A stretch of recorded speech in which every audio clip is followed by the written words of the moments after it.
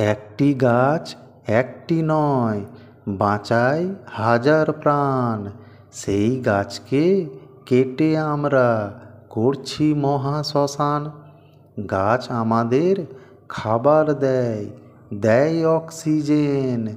গাছের জন্য বেঁচে আছি, গাছই হলো মেন।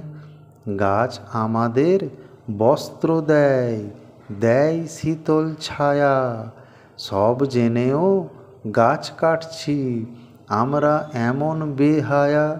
নানা রোগের ওষুধ পাই এই গাছের থেকে, তা সত্ত্বেও গাছ কাটছি, ভুলছি আমরা তাকে। পড়ালেখা জানা শিক্ষিত আমরা এমন মানুষ, সব শিখেও সব জেনেও আমরা বেহুঁশ।